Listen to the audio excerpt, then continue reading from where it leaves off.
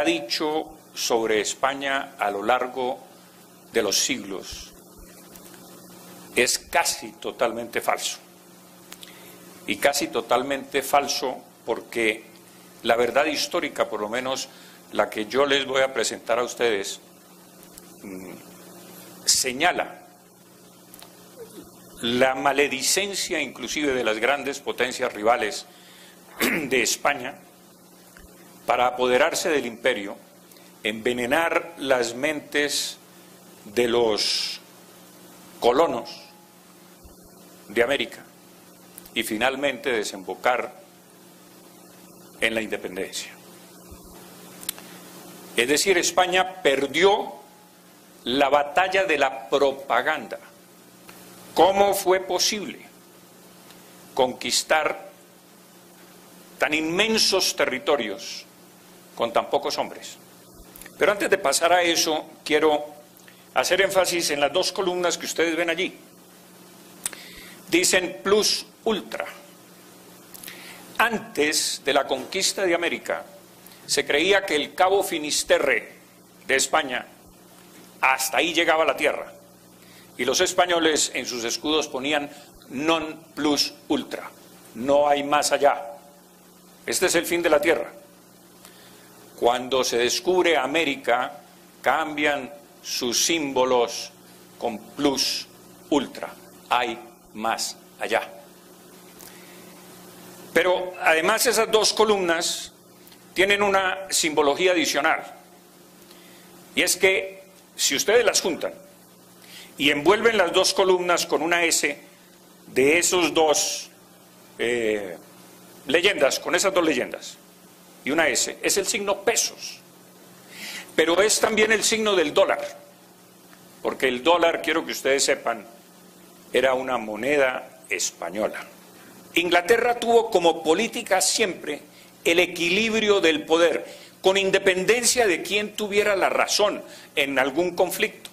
Inglaterra no se paraba en mientes sobre la moralidad de una acción, la moralidad de una guerra, la agresión que podía sufrir un país, sino que siempre miraba cómo se perturbaba el equilibrio del poder, porque se consideró siempre el poder equilibrante en Europa. Y cuando España se apodera del imperio portugués, el desequilibrio es total. Y entonces había que emprenderla de todas maneras contra España, militar, políticamente y por supuesto desde el punto de vista de la propaganda que dispersaron por el mundo entero holandeses, franceses, portugueses e ingleses. Cito a Bernardo López, un poeta español, un poema larguísimo, pero que extraigo esto: desde la cumbre bravía que el sol indio tornasola, hasta el África que inmola sus hijos en torpe guerra, no hay un puñado de tierra sin una tumba española. Y eso es perfectamente cierto. Por eso le llamaban el imperio donde no se ocultaba el sol. ¿Qué pasó? ¿Qué ocurrió para que se cimentara un especialísimo odio, resentimiento y rencor contra España si éramos tan afectos a esa raza, que es la nuestra? La leyenda negra, tejida por holandeses, franceses, italianos e ingleses. Y esa leyenda negra antiespañola tiene varios componentes: el componente político, el componente religioso, el componente judío, y veremos otros componentes. La guerra contra los moros dura 800 años, se dice muy rápido, señores, pero son 800 años de desangre, y 300 más en el resto de Europa. Son 1100 años de guerra. España no tuvo paz un solo momento en su historia, ni como país que expulsa a los moros, a los invasores, ni como país hegemónico, que cabe decir, y es importante recalcar, es la primera nación europea. El resto de Europa está fraccionada en principados, rivalidades, etcétera. España se consolida como una sociedad unitaria. Es el mundo contra España. ¿Y qué pasó con el tema judío? Bueno, todos sabemos que por razones religiosas, quizás por algunas exageraciones, quizás por algunas inquinas, Isabel decide expulsar a los judíos de España para unificar la corona de Castilla con la corona de Aragón y unificar el resto del país. Y los expulsan. Los que se quedan no pierden sus propiedades y los que se van pueden llevarlas. Es decir, sus pertenencias, su oro, evidentemente sus casas no, pero sus valores sí. Pero es que España no es el único país que expulsó a los judíos. Inglaterra los expulsa en 1290, Francia en 1306, 1321 y 1394, Alemania e Italia en el siglo XIV y en el siglo XVI, Hungría en el 1349, Austria en 1421, Lituania en 1445 y 1495, Portugal en 1497, Bohemia y Moravia en 1744. Pero la única expulsión, señores, que se conoce es la española. El tema indígena, que parte de Bartolomé de las Casas, un fraile que observó, por supuesto, algunos abusos de los conquistadores españoles. Pero esa no era una política de la corona, y además era seriamente castigada. Y esos abusos no podían generalizarse.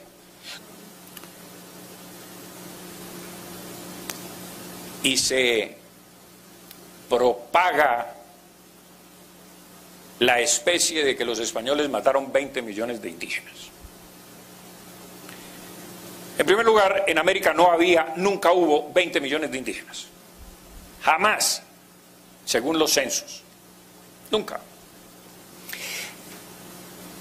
Pero en 107 años, señores, y me he tomado el trabajo de mirar los registros de la inmigración española a América, de los barcos, de 1493 a 1600. Son 107 años. La inmigración española a América fue de 54.881 personas distribuidas a lo largo de 107 años. Miren ustedes, hasta 1519 llegaron 1.481 españoles. Luego llegan 13.262, luego 9.044, de 1.560 a 1.579, 17.586, y de 1.580 a 1.600, 9.508. ¿Ustedes sinceramente creen que 54.881 españoles distribuidos a lo largo de 107 años pudieron exterminar 20 millones de indígenas? O sea, en toda América, estamos hablando de distribuidos en todo el territorio americano de norte a sur, como lo pudieron observar, porque llegaron hasta Alaska, al oeste del río Mississippi, de lo que es hoy los Estados Unidos, hacia arriba, México, Centroamérica, hacia arriba y hasta Alaska. Llegaron, y por supuesto Suramérica, hasta la Argentina. Y la verdad científica, según los últimos estudios de Harvard, de médicos especializados en enfermedades, en paleontólogos, que han estudiado los huesos de los aztecas, han encontrado un virus que se llama el virus Cocolistli, que exterminó buena parte de los aztecas y buena parte de los españoles, que es, inclusive se dice que ese virus todavía puede producir una mortandad en América. El virus existe y les iba a mostrar a ustedes el video que tengo en mi poder sobre todo el hallazgo y las investigaciones de laboratorio y los huesos y los entierros y todo lo que se ha examinado, y no cabe ninguna duda que los indígenas perecieron más por este virus que por la acción de los conquistadores, entre otras razones porque no se encuentran marcas en los huesos de haber perecido en batallas o haber sido maltratados de alguna manera. Y el Vaticano abrió en 1998 los archivos secretos de la Congregación para la Doctrina de la Fe, que era el antiguo Santo Oficio de la Inquisición, ordenada por Juan Pablo II. Y a eso me voy a remitir para darles a ustedes las estadísticas de la Inquisición. La Inquisición católica, señores, que es la española, en 250 años en toda América fueron ejecutadas 100 personas. En Cartagena de India solo fueron ejecutadas 5 personas en 3 siglos. Hay un palacio de la Inquisición en Cartagena llena de instrumentos de tortura. Y vayan ustedes y pregúntenle al curador, al director del museo, si esos instrumentos se usaron, y les va a decir que nunca se usaron esos instrumentos. En España fueron ejecutadas 46 personas de 125.000 procesos abiertos. Y la Inquisición protestante en Alemania sola ejecutó 10.000 personas en 10 años. En Europa 50.000 personas de 100.000 procesos abiertos. Pero resulta que la Inquisición, la mala, la perversa, la que torturaba, la de Torquemada, la de las hogueras, de los autos de fe, es la española. ¿Y por qué no se habla de la Inquisición protestante? Claro, porque esto tiene mucho que ver con la propaganda, señores. Tiene que ver con esa propaganda infame de las potencias rivales a España que nos metieron el cuento de los horrores de los españoles. La Inquisición y el avance jurídico vale la pena porque muchos de ustedes son abogados. La justicia ordinaria era mucho más severa que la justicia de la Inquisición. Muchos reos se hacían pasar por herejes, maldecían la Iglesia Católica o maldecían a Dios o alguna cosa de esas, para que los juzgara la Inquisición y se los quitara a la justicia civil. La Inquisición católica permitía al reo reparar y arrepentirse de sus faltas. El Santo Oficio podía conmutar la pena a muerte por penas canónicas. Abolió los azotes para las mujeres y los prófugos de las cárceles. Suprimió la argolla para las mujeres. Modificó las galeras perpetuas por 5 años. La justicia civil condenaba a galeras perpetuas. Abolió el tormento antes que los tribunales civiles. La tortura nunca fue inventada por la Inquisición, sino por los tribunales civiles. Prohibió la tortura para las mujeres que estaban criando, por supuesto, las mujeres embarazadas, los ancianos y los herejes menores. Perdonaba las penas a causa de la edad, de la ignorancia, de la embriaguez y de la pobreza, fíjense ustedes. Y algo bien importante, los indígenas, por más idólatras que fueran, nunca fueron juzgados por la Inquisición.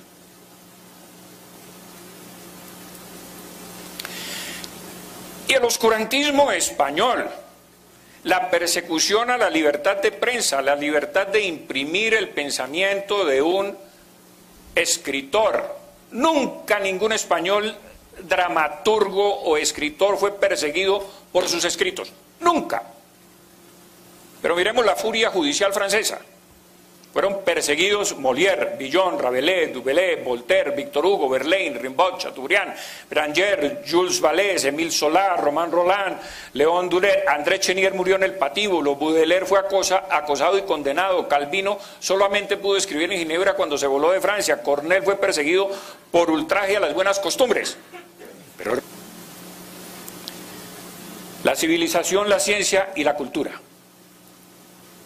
En 1500 se hace el primer mapa del Nuevo Mundo. En 1517 la primera geografía de América. En 1524 las primeras escuelas para indios. En 1536 las primeras imprentas, libros, cartografías. Antes, 102 años antes de que los ingleses dejaran de cazar zorras en los Estados Unidos. En 1541 aparece el primer periódico, que se llamó Hoja de México. Miren ustedes, en América del Norte, el periódico apareció en 1704, cuando en España España, sí, Nueva España, apareció en 1541, en Alemania en 1615 y en Inglaterra en 1622. En 1543 las primeras escuelas industriales para indios. En 1575 se traducen los primeros libros a 12 lenguas indígenas y se les tiene que inventar la grafía porque los indios no tenían grafías para escribir. Si nosotros conocemos la historia de los indígenas en América es porque los cronistas españoles las consignaron en sus crónicas. En 1579 se hace la primera autopsia de un cadáver en la Universidad de México, un año antes de lo que se hizo en Basilea por el médico Plater. Lo hacen los españoles, pero no, eran oscurantistas, odiaban la ciencia, no nos permitían ciencia. En 1538 se funda la primera Universidad de América en Santo Domingo y surgen los primeros escritores mestizos, indígenas, etcétera, en América. Ni holandeses, les quiero comentar, ni portugueses fundaron universidades en ninguna de sus colonias. Y luego calificaré la palabra colonias. Y de los españoles tenemos la cultura política, que es la creación del cabildo y de la Real Audiencia. La cultura jurídica, que es la promulgación de las leyes de Indias. La cultura religiosa, con la construcción de iglesias y catedrales en toda América. La cultura del descanso, de 8 horas diarias y guardar sábados y domingos. La cultura del aprendizaje con las escuelas y las universidades. La cultura de la caridad y solidaridad cristiana para escuelas de niños huérfanos fundadas en 1556. La cultura misionera con las cátedras de filosofía, teología superior. La cultura científica de la primera universidad fundada en Santa Fe, aquí de nosotros, que es posterior a la de Santo Domingo en 1580 y la del Rosario en 1653. Y vacunaron a toda América. Les quiero comentar.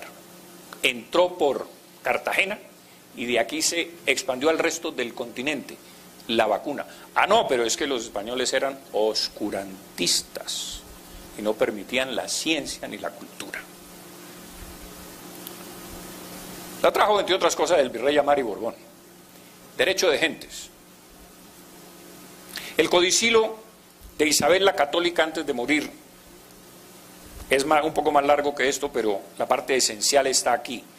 Suplico al rey mi señor, muy afectuosamente, y encargo y mando a la princesa hija y al príncipe su marido, está hablando de Juana la Loca y de Felipe el Hermoso, que no consientan ni den lugar a que los indios, vecinos y moradores de las dichas Indias, reciban agravio alguno en sus personas y bienes, sino que manden que sean bien y justamente tratados. Es aquí donde nacen los derechos humanos hispánicos, que nos alzan por encima de todas las naciones. No crean que esto es de las Naciones Unidas. Esto nació con Isabel la Católica y con las leyes de Indias. El respeto, por lo menos formal, no quiere decir que no hubiera abusos. Por supuesto que los había, pero abusos individuales. Esto no era política de la corona española.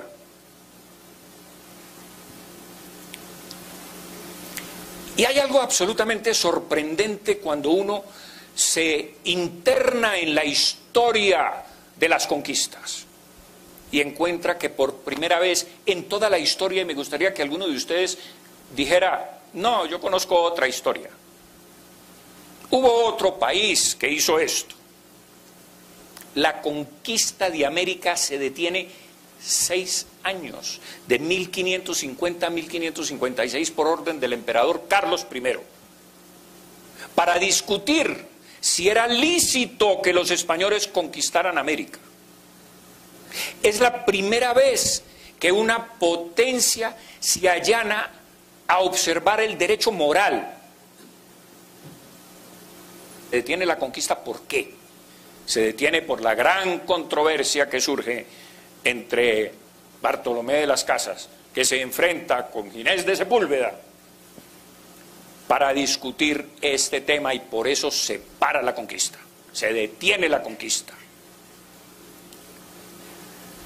La zanja Francisco de Vitoria, padre del derecho internacional, señores. Derecho internacional no se ha inventado ahora, con las Naciones Unidas y con la Corte de la Haya.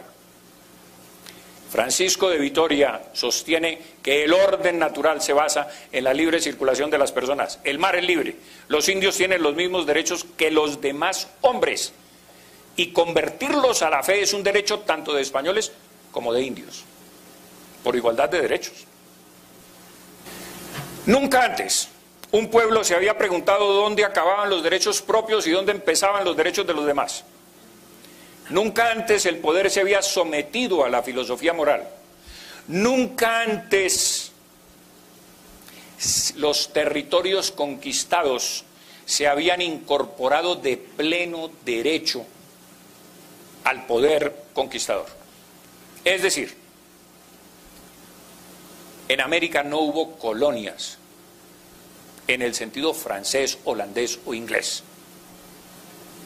En América hubo territorios de pleno derecho, que eran las capitanías generales y los virreinatos, como el virreinato de la Nueva Granada, el virreinato del Perú, el virreinato de la Nueva España y el virreinato del Mar del Plata, que era Argentina. Porque resulta que colonia, que viene del latín colonia, y colonus significa poblador. Y los españoles tenían perfecta conciencia de que estos eran pobladores. Y si alguna vez se le llamó colonia a estos territorios, se les llamó en las Cortes de Cádiz en 1812, con alguien que quiso denostar de la conquista española de América. Y por primera vez se le llamó colonias. Entre otras cosas, les quiero comentar a ustedes que en Cuba, en Honduras, en Guatemala y en México, colonias se le llama a los barrios. Ustedes van a La Habana, resulta que el barrio Miramar no se llama barrio Miramar, se dice colonia Miramar. Y en España, en muchas ciudades, a los barrios se les llama colonias. Entonces lo que no se puede es, o hay que tener, mejor dicho, cuidado para saber qué era colonia para los españoles y qué era colonia para los británicos, franceses y holandeses. Para ellos eran factorías. ¿Y cómo demuestro yo eso? ¿Colonias americanas o provincias? Miren, señores, Camilo Torres lo dice. Considerando vuestra majestad que los vastos y preciosos dominios de América no son colonias o factorías, como las de otras naciones, sino una parte esencial e integrante de la monarquía española. Tan españoles somos, dice él en su memorial de agravios, como los descendientes de don Pelayo, y tan acreedores por esta razón a las distinciones, privilegios y prerrogativas del resto de la nación española, como los que salidos de las montañas expelieron a los moros. Miremos el esclavismo. España nunca fue una nación esclavista. A España le impusieron la esclavitud los diferentes tratados, entre ellos el de Utrecht. para reconocer la legitimidad de Felipe V después de la guerra de sucesión española de 1700 a 1713, señores. Las potencias se aliaron contra España para aniquilarla. Y España salió triunfante de una guerra de 13 años, que entre otras cosas ahí se distinguió el gran marino Blas de Lezo, cuyo libro usted lo tiene aquí. Cuando estaba muy joven auxilió a Barcelona y todo, y en esta guerra terrible, porque los británicos no querían un Borbón en el trono español, porque otro Borbón estaba en el trono francés y había un pacto de familia y se desequilibraba el poder. Y entonces recurrieron a la guerra para imponer a una Austria en España, para sacar al Borbón, que era nieto de Luis XIV, el Rey Sol. Felipe V, duque de Anjou. Y entonces, por el Tratado de Utrecht, para que hubiera paz en Europa, España accede a traer negros a América. Impuestos, 144.000 los traen a razón de 4.800 al año en los barcos ingleses, que por eso surge la guerra de la Oreja de Jenkins y la invasión de los ingleses y el ataque a Cartagena de Indias en 1741. Miremos la esclavitud. Francia, en las Antillas, el 77% de la población era esclava. Gran Bretaña, el 84% de la población era esclava. Jamaica, el 85%. En Estados Unidos, el 70%. Miremos España, el 11% en las Antillas, comparado con el 77% y el 85%. En Cuba, el 29%, que era donde más esclavitud había. Y en México, el 0,02%. La fuente es de Humboldt, no es mía. Y los poderes públicos, el absolutismo Borbón, el absolutismo español, y he llegado a varias conclusiones. Los poderes públicos estaban divididos en la Real Audiencia, que era el poder ejecutivo, y en los cabildos, que eran pequeños parlamentos descentralizados en las ciudades. Cada ciudad con sus territorios de influencia judicial, política, estaban descentralizados y tenían sus propias ordenanzas, sus propias leyes, como hoy los Estados Unidos en los distintos estados. Tenía funciones judiciales el cabildo. Había alcalde de primer voto y alcalde de segundo voto, que eran los que dictaban sentencia. Por supuesto, las sentencias eran colegiadas con el resto de cabildantes. Y la Real Audiencia era el poder ejecutivo, que tenía también funciones judiciales, porque era la segunda instancia, pero que en realidad tenía dos instancias. Era el poder equilibrante entre el cabildo, que era el parlamento, y el poder ejecutivo. Pero miremos Inglaterra, porque tenemos una visión distorsionada de lo que significó Inglaterra. Ah, la libérrima Inglaterra, es que allá sí hay libertades y son demócratas. El 1% de la población en Inglaterra podía votar porque se les requería una renta de entre 300 y 600 libras para poder votar. Y en Francia, después de 600.000 guillotinados por la Revolución Francesa, solo puede votar el 0,0025% de la población. ¿Quién podía votar aquí en las alcaldías? La votación era por cooptación, por supuesto, no había sufragio universal como hoy lo tenemos. Y el orden de las sentencias para los abogados seguía este orden estricto. Primero la ley, segundo la doctrina, tercero las costumbres, es decir, fueros. Y cuarto, la creación jurídica ejemplar, que era una especie de unificación de sentencias. El Cabildo era la primera instancia, la audiencia la segunda instancia, el Consejo de Indias la tercera instancia y la cuarta instancia era el rey. Porque usted le podía suplicar al rey, mire, todos estos piscos me están atropellando, sálveme majestad, mire, este es mi alegato. Y a veces lo hacía. Por ejemplo, con María Antonia, hermana de Simón Bolívar, le escribe una carta sentidísima a Fernando VII, pidiéndole que las autoridades y todo el pleito que ella tenía por sus propiedades en Caracas se las habían confiscado por ser hermana de Bolívar. Y le pide al rey. Y el rey efectivamente ordena el desembargo de sus propiedades, porque ella no tenía nada que ver con la guerra de independencia. Y es más, les cuento otro detalle, le asigna una pensión de 1.000 pesos anuales porque se estaba muriendo de hambre en La Habana. Los oidores, que eran de la Real Audiencia, eran nombrados por el rey, que era el poder ejecutivo, como ya di. Tenían que ser abogados. Y para litigar cualquier abogado ante la Real Audiencia tenía que pasar un examen, en primer lugar, y haber litigado por lo menos 4 años en un despacho. Pero había unas prohibiciones muy serias para los oidores, señores. ¿Cuáles eran esas prohibiciones? No sé si tú las conozcas, pero te vas a aterrar. Creo que ustedes se van a aterrar. Los oidores no podían casarse en el territorio de su jurisdicción. No podían ir a bautizos. No podían hacer visitas a sus amigos. No podían tener finca raíz.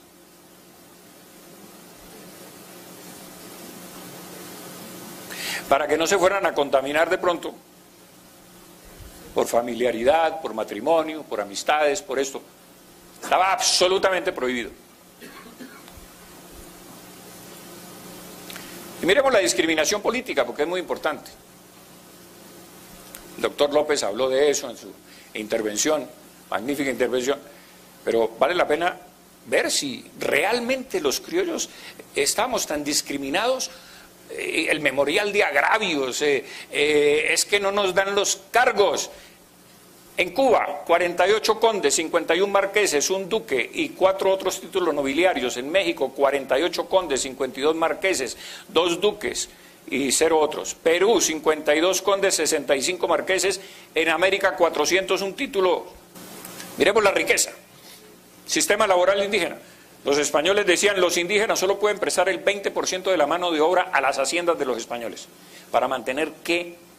Elevado la mano de obra, el costo de la mano de obra, lo que se le pagaba a los indígenas, porque había escasez de mano de obra y por supuesto los precios de la mano de obra para los indígenas era muy alto.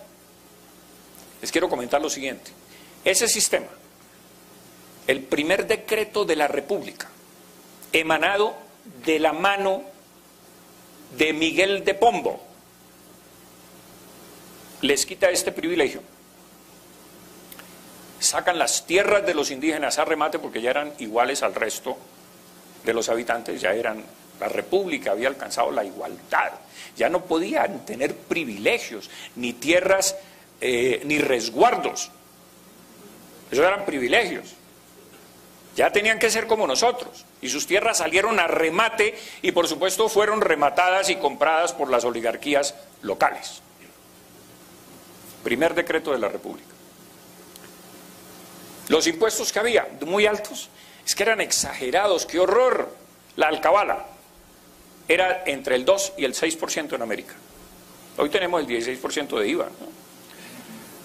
El quinto real, que era el 20% de los metales preciosos, no de otras cosas. Se encontraban metales preciosos de las minas, 20% iba para la corona española y el 80% se quedaba en América. Los estancos, por supuesto que era papel sellado y otras cosas pues de los abogados. El diezmo eclesiástico, que era la contribución que hacían las haciendas, no las ciudades, pero las haciendas de los españoles contribuían con un 10% de su producido a la iglesia para la evangelización y la restauración y construcción de templos. Que eso es de lo que se aprovecha, entre otras cosas, Nariño con los 92.000 pesos, porque él era tesorero de diezmos.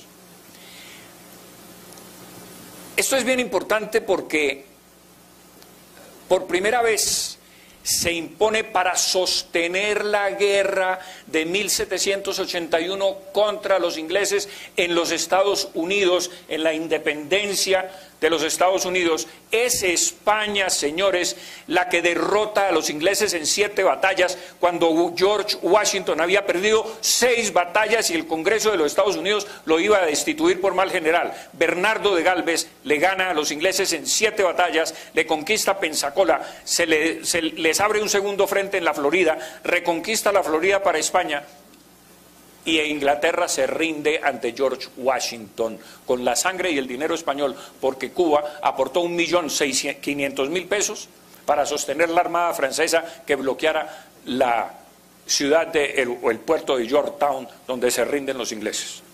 Es España la que le da la independencia a los Estados Unidos. Por supuesto, vino la venganza de los ingleses ayudando a Bolívar y a los insurrectos de América para desquitarse de esa acción de los españoles. Los territorios deficitarios, señores, eran Chile, el norte de Nueva España, todos esos desiertos del norte de México, y la Florida.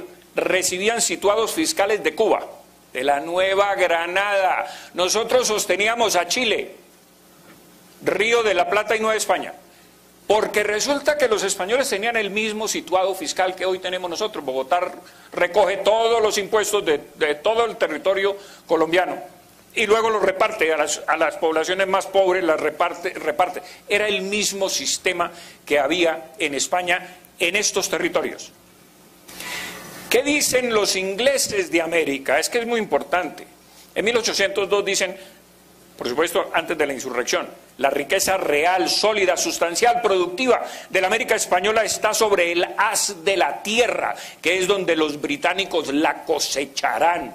Miren ustedes cómo se manifiesta en el Morning Post de Londres la ambición de los ingleses por quedarse con estos territorios. Y mira lo que dicen: México es la ciudad más rica y espléndida del mundo. Pero claro, es que México tenía alcantarillado cuando Londres no lo tenía. John Adair, militar de los Estados Unidos en 1804, dice: México nos deslumbra. Y este fraile inglés, Thomas Gage, dice que México es una de las ciudades más ricas y grandes del mundo, que para los 30.000 o 40.000 habitantes, que más o menos se estimaba, había 15.000 coches. Mire usted, casi el 50% tenía carro. Quiero comentar lo siguiente: Lima rivalizaba con México, era de las ciudades más ricas e importantes de América. Ustedes, el consumo del siglo XIX del régimen español. Carne, estamos hablando per cápita. En México se consumía 189 libras per cápita, mientras en París 163. Esto es la fuente es de Humboldt, cuando viene a América sobre 1800, en el siglo XIX, antes de la Revolución. El salario en México, si cogemos un salario de un obrero mexicano de la época, digamos el 100%, para medir los otros, en Bengala, que era una posesión inglesa, ganaba un bengalés, un jornalero bengalés, el 20% de lo que ganaba un mexicano. El minero, por supuesto, es de Sajonia, en Alemania. Miren, en Alemania, en México se ganaba 30 francos y en Alemania 4,50 francos a la semana de 5 días. ¿Que éramos pobres? ¿Que por qué no nos conquistaron los ingleses a ver si nos volvíamos ricos?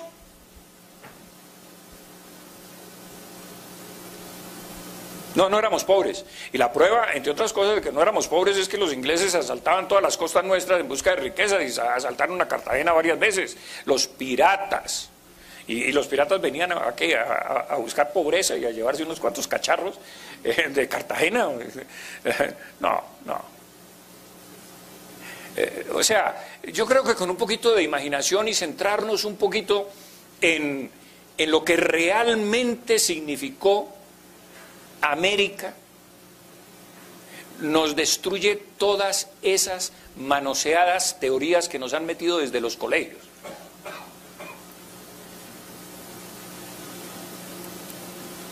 Medición del poder de compra de un jornalero mexicano, 1800. Podía comprar con su jornal en 1838 hectolitros de maíz. En 1908, 100 años después, 24. Es decir, el poder de compra disminuyó. Kilogramos de harina. Podía comprar 2.300 kilogramos de harina y un siglo después, 525. ¿Qué nos pasó?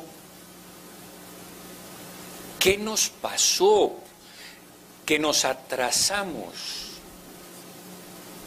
Bueno, las guerras, las destrucciones, las pugnas, las luchas por el poder, los dictadores de hojalata que hemos tenido, toda América. La rapiña, el desastre, la corrupción, la inseguridad jurídica, el populismo. Ahora estamos dizque, en el socialismo del siglo XXI y estamos rodeados de por ahí de malos vecinos. La involución de la frontera geográfica. Miren ustedes lo que pasa en América en comparación con lo que pasa en los Estados Unidos. Los gringos amplían la frontera geográfica y se extienden sobre todas las tierras mexicanas, que eran tierras españolas, y las ocupan por la debilidad de México y las pugnas y todo lo que pasaba en México después de que sacaron a los españoles de allá, y las ocupan. Ellos amplían la frontera geográfica y económica, mientras América se fracciona e involuciona y se rivalizan unas regiones con otras y ponen aduanas y dictadores y guerras y problemas, amén de que las guerras de independencia, es que ni siquiera quiero hablar de eso porque eso es materia de otra conferencia que ojalá con el favor de ustedes pueda dictar algún día. Venezuela quedó, por ejemplo, destruida,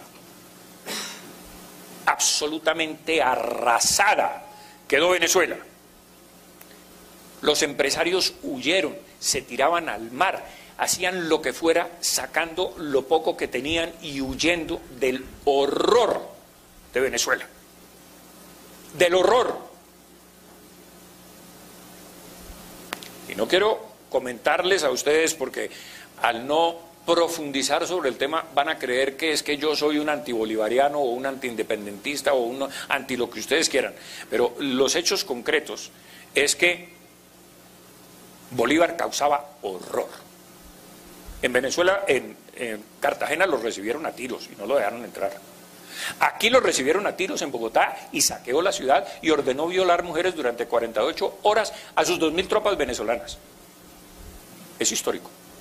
Esto no es un cuento mío. Está en las cartas de él y las cartas de Fernández Madrid que le reclama ese hecho. El horror, la destrucción de la riqueza es lo que ocurre.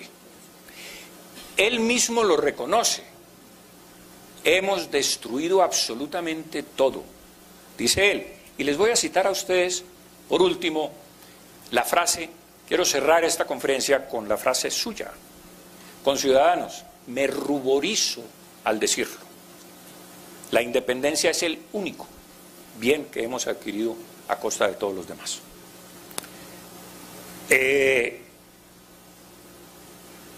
Pero un punto de reflexión importante, o dos puntos. Si quizás hubiéramos seguido unidos como una gran confederación hispanoamericana con España, tendríamos un peso específico mundial, político y económico muy superior al de los Estados Unidos. Entre otras cosas porque éramos más ricos que las colonias británicas. Pero fíjense ustedes lo que ocurre. Hoy, cuando hay cualquier problema internacional, todos los sajones se unen en esa confederación que tiene implícita, tal. Inclusive algunos países como Australia, el Canadá, etcétera, todavía están con gobernadores que manda la reina Isabel de Inglaterra. Si nosotros hubiéramos mantenido ese esquema, tendríamos mucho más Producto Interno Bruto que los Estados Unidos y tendríamos un peso específico mundial con 500 millones de habitantes, o con más de 500 millones de habitantes. En el mundo contaríamos. Pero entonces eso me lleva a la siguiente reflexión. independencia. Porque Bolívar habla de la independencia. Pero es que cuando uno se empobrece, cuando uno llega a la miseria en que nosotros llegamos en 1900, cuando entramos en el siglo XX absolutamente empobrecidos, hoy inclusive con la relativa afluencia económica que tenemos, somos realmente independientes. Mire, los pobres nunca han sido independientes. La pobreza no da independencia, da mucha más dependencia. Nosotros dependemos de Estados Unidos, de Europa, de lo que digan. Ahora creo que ahí de la OEA como que están votando en contra de Colombia a favor de Venezuela, según me comunicaron por aquí. Somos más dependientes. Dependemos de lo que antes no dependíamos, que éramos una potencia mundial consolidada en un gran imperio hispánico, con un gran ascendiente político, económico y militar en el mundo. Con eso, dejarles ese punto de reflexión. Mil gracias, Pablo. Felicitaciones al doctor Pablo.